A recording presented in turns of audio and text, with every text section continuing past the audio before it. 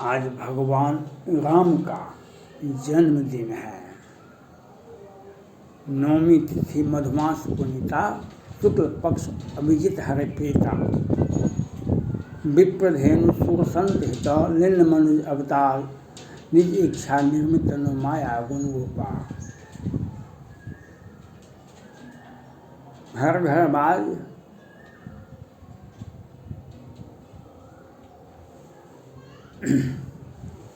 आज भगवान राम का जन्मदिन है।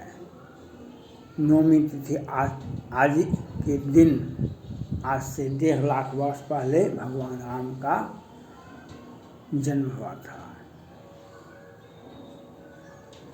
हम सभी मानव को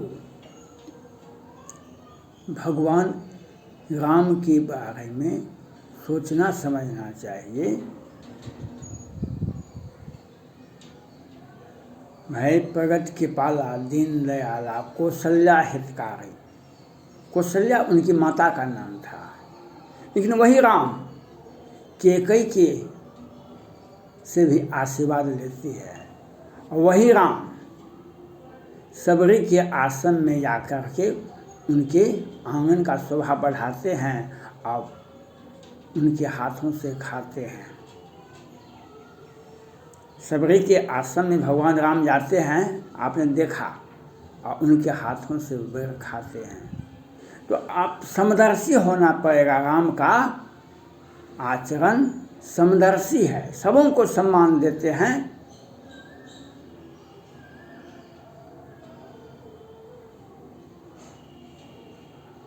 राम ऐसा व्यक्ति का नाम है। और राम का अवतार कब हुआ?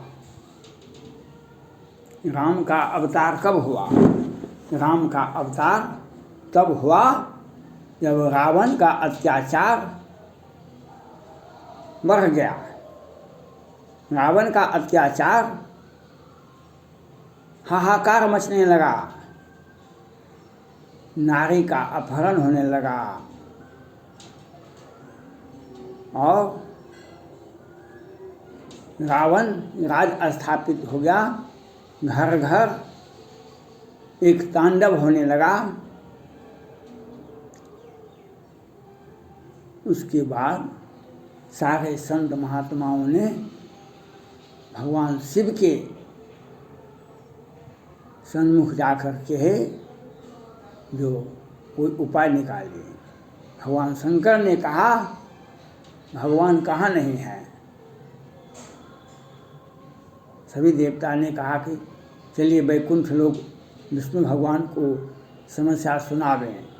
शंकर जी ने कहा नहीं, भगवान हर जगह हर कण कण में हैं, इसलिए यहीं से प्रार्थना कीजिए सभी आदमी।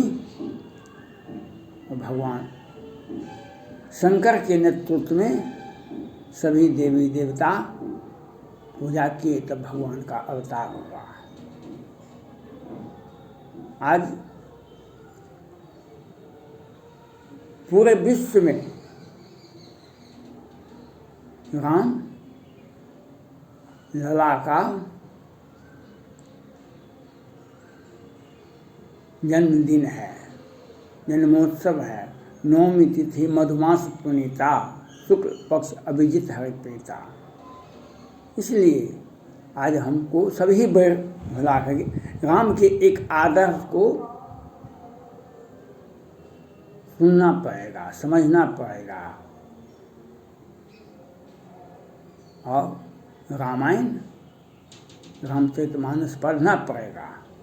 आज हनुमान जी का भी जन्मदिन है आज, इसलिए राम के आदर्श को समझने के लिए रामायण पढ़ना जरूरत है। राम का वह आदर्श देखिए जो कौशल्या माता के हाथों से भी खाना खाते हैं और सबरी के आश्रम में भी जाकर के खाना खाते हैं। सभी माताएं, सभी नारी एक समान। और फिर रावण के अत्याचार से त्रस्त होकर के ये पूछते हैं, हे खग हे मृग मधुकर सैनी तुम देखी सीता मृग नैनी। एक पति को अपने पत्नी के प्रति कितना प्रेम होना चाहिए वे दिखा रहे हैं। एक भाई को भाई के प्रति आपका क्या प्रेम होना चाहिए राम दिखा रहे हैं। बहु अब जस ही हैं जग माही नार हेतु प्रिय भाई गमाए। बहु अब जस ही हैं जग माही नार हेतु प्रिय भाई गमाए। जब लखनलाल को बाण लगा तो भगवान राम ने कहा, हम किस मुंह से अयोध्या जाएंगे, वहाँ पर लोग क्या कहेंगे, कैसा आदमी है, कैसा भाई है जो अपनी पत्नी के खातिर अपने भाई को मरवा दिया। बहु अब जस ही जगमाही नारे हेतु प्रिय भाई गमाए। इसलिए रामचरितमानस का पाठ करना पड़ेगा, विनय पत्रिका को समझना पड़ेगा। और आज जो विपरीत परिस्थितियाँ आपके जीवन में है, आपके समाज में है, आपके देश में है, आपके राज्य में है और पूरे विश्व में है। आज यूक्रेन और रूस का युद्ध हो रहा है और भारत में तो कोई युद्ध नहीं हो रहा है, लेकिन यहाँ पर तो महायुद्ध हो रहा है भीतर में भीतर। उत्तर प्रदेश का आज हिंदू धर्म के सभी लोग आज भगवान राम का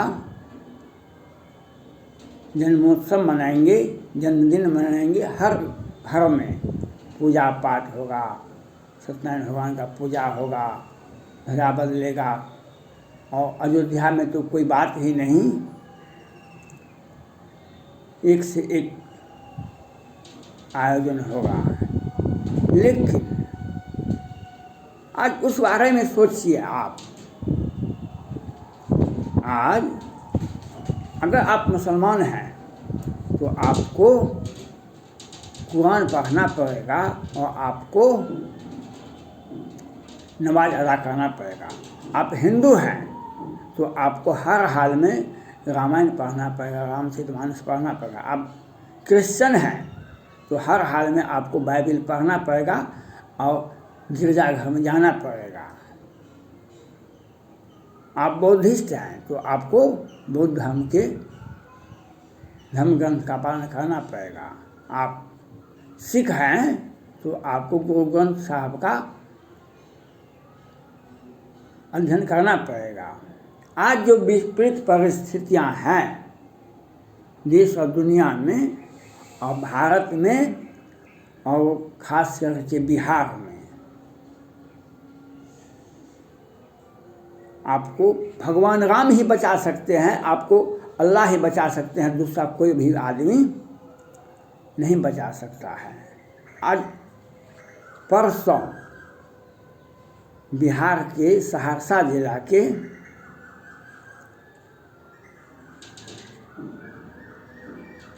बैनाथपुर के बगल में एक पंचायत के मुखिया को गोली मार दी गई। कल भर दिन जाम रहा बैनाथपुर चौक। आज उसके यहाँ पूजा होगा। वहाँ कोई शाह जी मुखिया जी थे, उनके यहाँ आज पूजा होगा।